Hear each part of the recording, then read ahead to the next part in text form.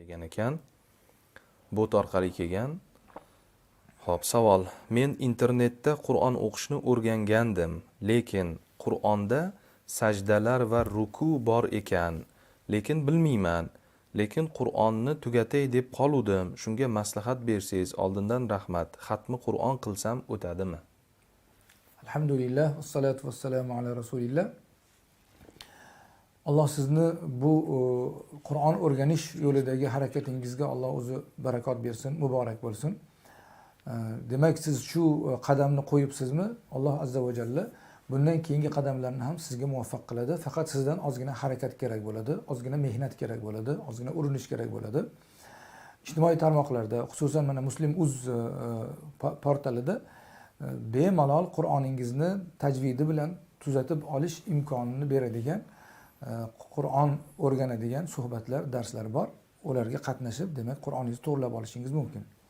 Endi savolingizga keladigan bo'lsak, siz boshlangan narsangizni, Qur'onni o'rganish, Qur'on sajda oyatlarini bilish kabi ma'lumotlarni, demak, siz bilishingiz, o'rganishingiz, Qur'on o'rganish vojib bo'lgan amallarni, ilmlarni ichiga kiradi. Chunki Alloh subhanahu va taolo Qur'oni Karimda "Estaizu billah va rattilil Qur'ana tartila" Qur'onni tartil bilan qiroat qilgin deb buyurgan. Qur'onni tartil bilan qiroat qilish degani, demakki, Qur'onni tajvidini, adosini, harflarni joyidan chiqarishni, Qur'onga aloqador bo'lgan, Qur'on o'quvchi o'ziga kerakli bo'ladigan ma'lumotlarni, ilmlarni o'rganib olishlikni o'z ichiga oladi.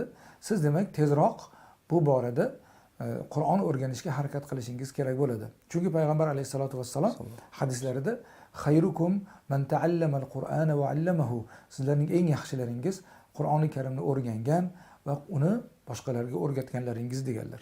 O'rganuvchi ham eng yaxshisi, o'rgatuvchi ham eng yaxshisi. Siz qaysi biridan bo'lsangiz ham, ya'ni o'rganuvchi doirasida tursangiz ham eng afzal ummat hisoblanasiz. O'rganib, hammasini joyiga qo'yib olganingizdan keyin boshqalarga o'rgatish darajasiga o'tsangiz, demak, siz ham yana eng afzal ummatni, eng yaxshi ummatning ichiga kirasiz va shu holatda davom etasiz. Inshaalloh siz demak bu borada harakatdan to'xtamang. Alloh sizga quvvat bersin, harakatingizga baraka bersin. Inshaalloh o'rganganingiz bo'yicha har bir harfiga Alloh azza va jalla sizga beradigan, va'da qilingan ajrlarga ega bo'lasiz. Allohu a'lam bissavob.